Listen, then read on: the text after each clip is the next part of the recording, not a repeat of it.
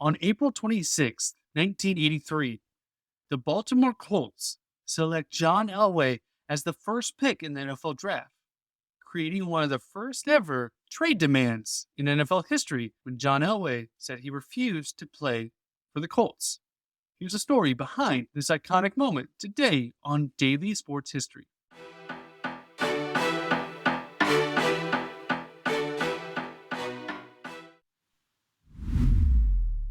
Welcome to Daily Sports History. I'm Ethan Reese, your guide to a rapid deep dive in sports history every day. Now, John Elway was the son of a football coach. His dad, Jack, had been coaching basically his entire life, and by the time he entered college, he was actually the head coach at San Diego State, and he offered John a scholarship. But John decided to go to Stanford, a much larger and more established program, as John was one of the top recruits in the whole nation. And while at Stanford, he proved to be one of the top quarterbacks in the whole country. And by his senior year, he finished second in the Heisman voting behind Herschel Walker. And he was projected to be the number one pick in the NFL draft. But John Elway's father didn't like the coach, Frank Kush, that was coaching the Colts, and didn't think John would fit in their system. So they told the Colts and the nation that he would never play for the Colts. But the Colts were in dire straits. They were a team struggling. They had lost Johnny Unitas, and they needed their next great quarterback. And John Elway looked like a can't-miss Hall of Fame quarterback coming out of college, which he did become. So they weren't wrong. But they also thought that if they drafted him and he actually came to the team, he would suit up, as he saw how much the city loved the team and how great of a program they had. But John had something up his sleeve. See, John was also a great baseball player. In college, he had a batting average of over 300 and was actually selected in the second round of the 1982 MLB draft by the New York Yankees and was given a contract worth $150,000. And Elway said, "If you draft me, I will go play baseball." And he had actually played with the Yankees in their winter league, having a lot of success. Although many scouts debate whether he would have been a great baseball player, all kind of agree he would have been a starter, but maybe not an all-star or MVP level like he was in football. So they thought football was his better sport, and he would make much more money being a starting quarterback in the NFL than a possible starter in a couple years in Major League Baseball. But this goes to show you how much John and his father Jack did not want him to play for the Colts.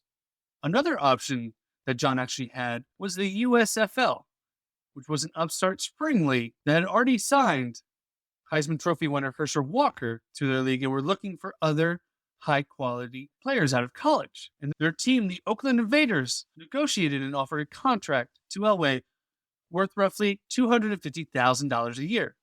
Not a bad contract, but John would actually go on to sign a contract with the Denver Broncos worth over $1 million a year.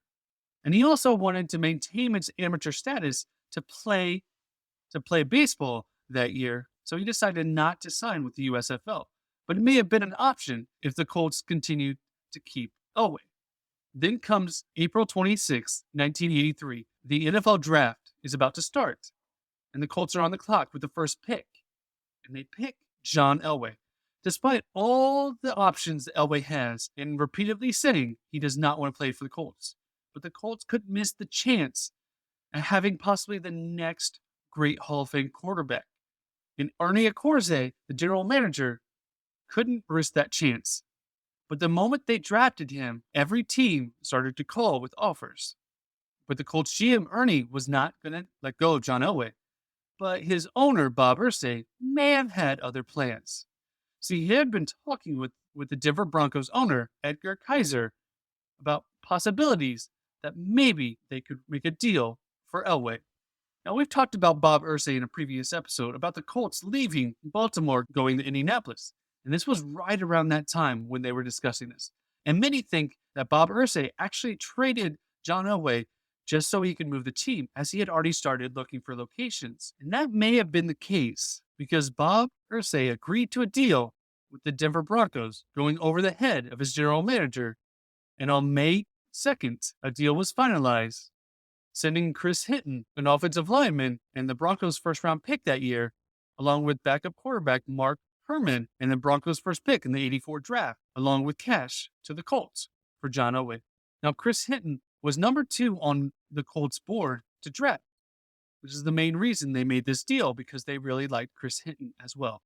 But this changed the course of each team, as the next year the Colts would move to Indianapolis and not make the Super Bowl until 2006, whereas the Denver Broncos would go on to make 5 Super Bowls, winning 2 of them, and John Elway becoming a 9-time Pro Bowler and a league MVP and a Hall of Famer. Lots of dominoes had to fall for all this to happen. This changed the course of the league, but if the Colts would have got John Elway, they never would have got Peyton Manning, as their careers overlapped. So it's hard to argue who got the better end of the deal. But it's easy to say the Broncos got the better end of the deal, getting 2 Super Bowls, so the Colts only getting 1 since then. But this moment also led to showing the power players have and giving them power versus the owners and the teams. Because even if John Elway never planned to go play baseball, if he was just bluffing, it still gave him the option to stand up for himself on where he wanted to play, which in the 80s was very hard, as free agency didn't happen until the 1990s in the NFL. This trade will always be in the NFL history as a player-first move, showing players actually do have power to stand up for themselves. And we see it all the time where players get put in the wrong situation and their careers go downhill or never get started. Sometimes the right place is all you need to be. So search out for the right place in your life. The right place for you tomorrow is more daily sports history. So follow and subscribe wherever you're at. The right place for you is daily sports history.